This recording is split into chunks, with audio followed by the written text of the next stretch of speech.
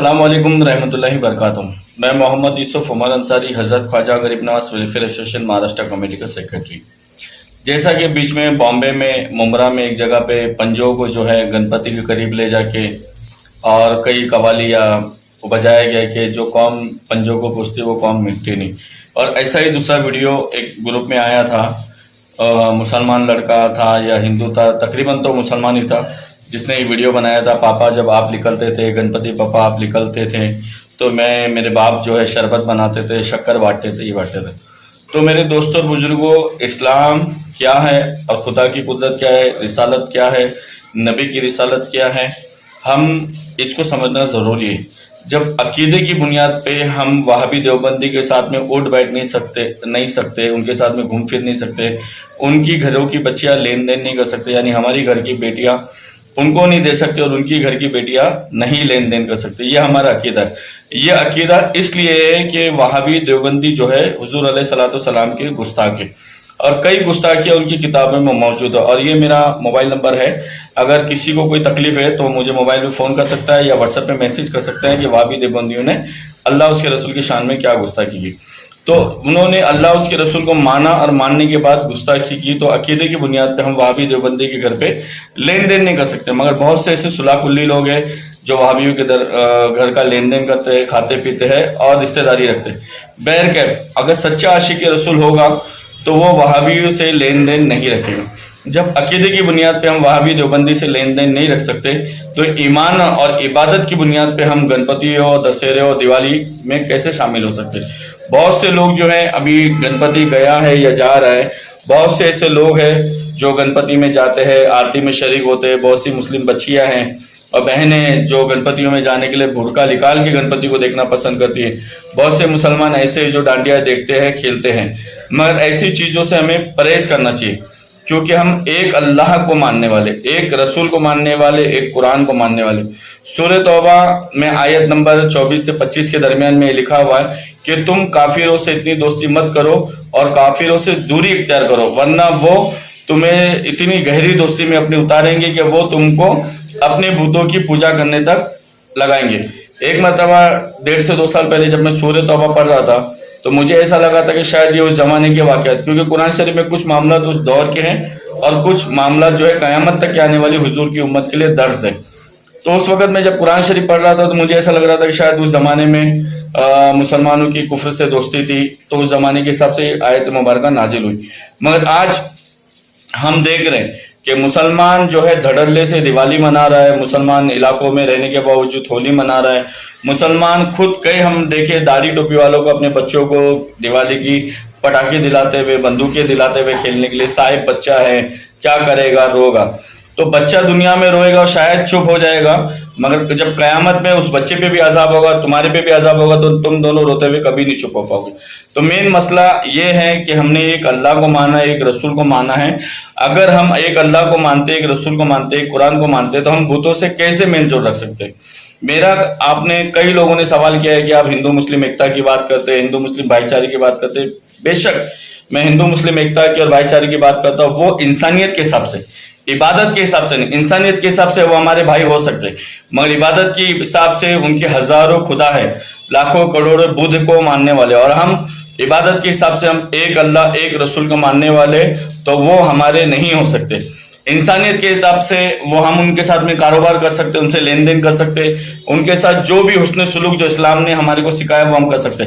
मगर इबादत की बुनियाद से कि हम उनके इबादत गाहों में जाना, फूलों को, मूर्तियों को फूल चढ़ाना, उनके साथ में नाचना गाना और ऐसे त्योहारों में शरीक होना और ऐसे त्योहारों में शरीक होके बाकायदा मस्जिदों के पास स्टेज लगाना, मंडप बांधना और शरबत पिलाना, सोचो हमारा ईमान रह जाएगा क्या। क्योंकि तुम अपने आप को कितना भी सच्चा पक्का अपने आप को अच्छा साबित करो, मगर कुफ्र है, कुफ्र कभी ईमान को मानेगा नहीं। क्योंकि तुमसे ज्यादा अच्छे, तुमसे ज्यादा सच्चे, तुमसे ज्यादा नेक औलिया कराम थे, साहबा कराम थे, बुजुर्गान दीन थे, ताबाइन तबे ताबाइन खुलफाए राशिदीन थे। जब कुफ्र ने उनको नहीं माना तो तुम कहां से तुमको मानने लगे, पहली बात। और हमसे तुमसे ज्यादा जो इंसान जिसको मानता था नबी करीम सल्लल्लाहु अलैहि वसल्लम की जात थी। जब तक नबी अलैहिस्सलाम ने खातमुन नबीन ने अपनी ऐलान नबूवत नहीं की थी तब तक कुफ्फार मक्का कुफ्फार कुरैश जो है हुजूर अलैहिस्सलातु सलाम को आमीन और सादिक भी मानते थे। हुजूर अलैहिस्सलातु सलाम के पास अपना माल रखे जाते थे, अपनी चीजें रखी जाती थी, रखे जाते थे और कहते थे कि आपसे बढ़कर कोई भी नहीं इधर पे आमीन और सादिक। जिस तरह हुजूर अलैहिस्सलातु सलाम ने ऐलान नबूवत की, ऐलान नबूवत के बाद तुरंत उन्होंने हुजूर अलैहिस्सलातु सलाम को मानने से इनकार करा और कहा कि हम तुमको मानते, हम तुम्हारे खुदा को नहीं मानते।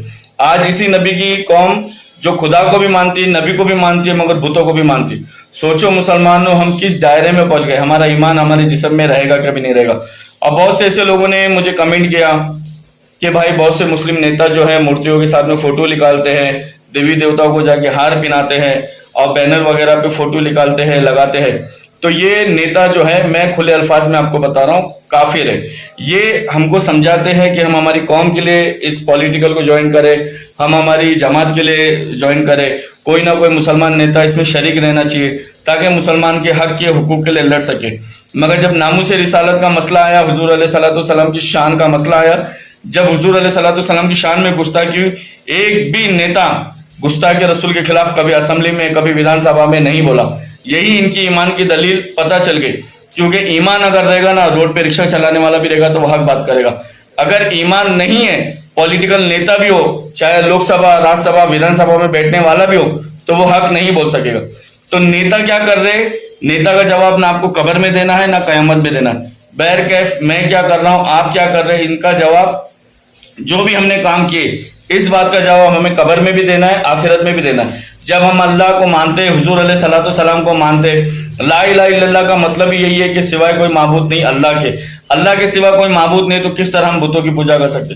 ये पोस्ट आई थी मुझे बीच में कि किसी के बॉम्बे के रहने वालों ने उसने पोस्ट किया था कि मेरे घर में पापा बिठाए आदिल करके, और कई लड़की जो है टोपी लगा के नाचते हैं, गाते हैं, डांडिया भी आने वाली है दशहरे में। ऐसे त्योहारों में अपनी बच्चियों को, बच्चों को बचाओ। ये मत सोचो कि तुम्हारी बच्ची किसी कुफ्र के पीछे चली जाएगी, किसी गैर मुसलमान से शादी कर लेगी और तुम तुम्हारे पल्लुओं को, तुम्हारी टोपियों को झाड़ लेंगे कि हमारी बच्ची किसके पीछे भाग के गई। अब वो चले गई, हमारी जिम्मेदारी नहीं। अल्लाह के बंदे हैं, बंदी हैं। अगर उसने तुम्हारे रहते हुए अगर गुनाह कबीरा, गुनाह सगीरा कर ली तो उसका जवाब भी कयामत में देना है। तुम तुम्हारे रिश्तेदारों को, तुम्हारे पड़ोसियों को लाख झुटला सकते कि बच्ची हमारे हाथ से चले गई, अभी हमारे से लेना देना नहीं, हम जाएंगे भी नहीं, हमारे से मतलब भी नहीं। मगर अल्लाह की बारगाह में क्या जवाब दोगे जब अल्लाह पूछेगा कि मेरी बंदी, मेरा बंदा मैंने तेरे घर में पैदा किया, वो तो भोला भाला था, उसको सिखाने समझाने की जिम्मेदारी तेरी थी, क्या सिखाया, क्या समझाया, तेरे रहते हुए किस तरह वो कुफ्र के हाथ में चला गया। तो भाइयों और बहनों, जवाब देना बहुत मुश्किल हो जाएगा। हम दुनिया में अपने पल्लों को झाड़ सकते हैं कि हमको हमारी बच्चे से मतलब नहीं, हमको हमारे माँ बाप से मतलब नहीं, हमको हमारे बहन भाई से मतलब नहीं, मगर कयामत में हम नहीं झाड़ सकते। तो खुदा का खौफ रखो और मोहब्बत रसूल रखो। ऐसे त्योहारों में जाने से बचो।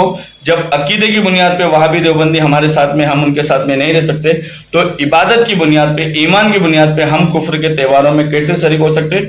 इस वीडियो को आगे ज्यादा से ज्यादा शेयर करो और इस वीडियो में कोई भी बात किसी को भी बुरी लगी हो तो बेशक मुझे व्हाट्सएप पे सवाल कर सकता है और इंशाअल्लाह ताला जब भी मैं फ्री होऊंगा तो उसका जवाब दूंगा। ऐसा ना समझे कि मैं जवाब नहीं दे सकता, मैं हर बात का जवाब देने की ताकत रखता हूँ। मगर मसला ऐसा रहता है, दिन भर मैं कोर्ट कचहरी में रहता हूँ, रात में फिर आने के बाद फिर मुझे ऑनलाइन काम रहते हैं, उसके बाद फिर मेरी पढ़ाई रहती है, इसकी वजह से मैं जवाब नहीं दे पाता हूँ। मगर मैं हर बात का जवाब दूंगा, खाली आप पूछे। इंशाअल्लाह अल्लाह उसके रसूल का वादा है, मैं अल्लाह उसके रसूल की कसम खाता हूँ कि मैं आप लोगों को जवाब दूंगा। बस इतना ध्यान रखिए, मेरा जो भी बोलना है वो आपके ईमान के लिए है, मेरे ईमान के लिए। जो मुझे इल्म है, अगर मैं आप तक ना पहुंचा तो मैं गुनाहगार बनूंगा, और सुनने के बाद आप उस पर अमल ना करें तो आप गुनाहगार बनेंगे। दुआ में याद रखिए। यूसुफ उमर अंसारी, अस्सलाम वालेकुम।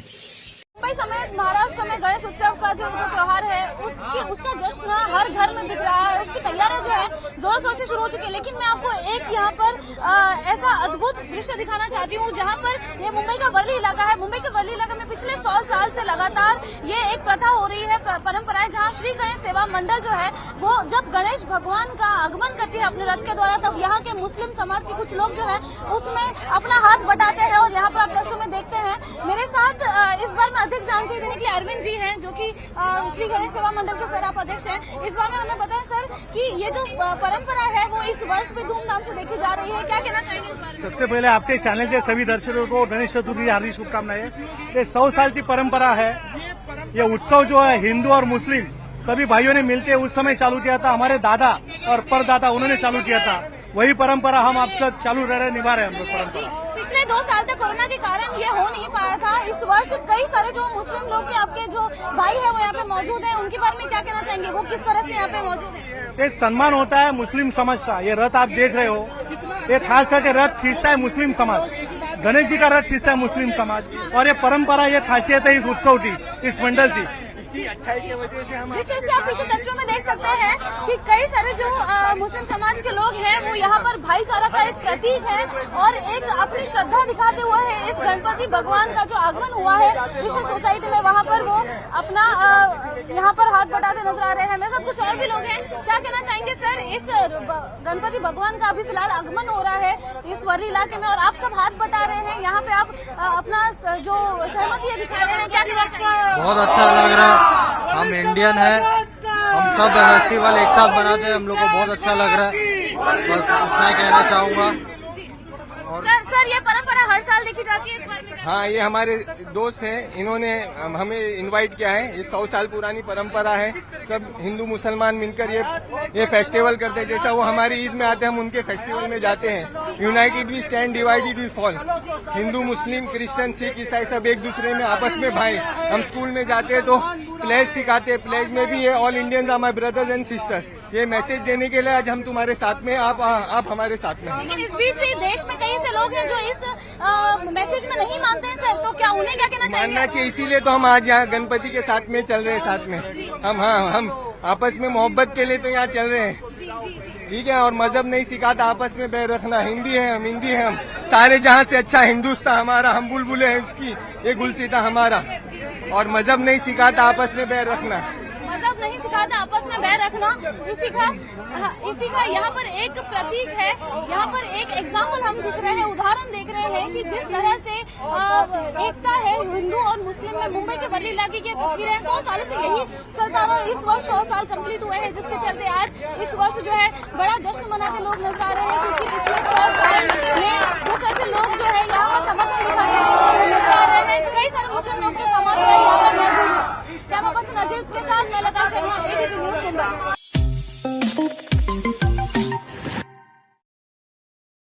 हैप्पी होली भाई।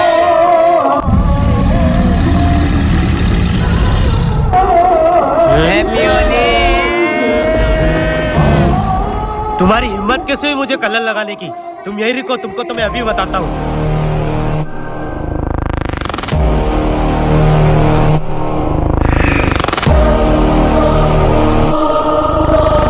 अरे भाई वो तो बंदे लेके आ रहा है, लगता मारेगा अपने को। यही था वो दोनों।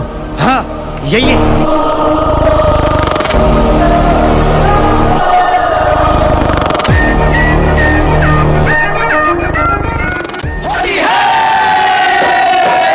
आज न छोड़ेंगे,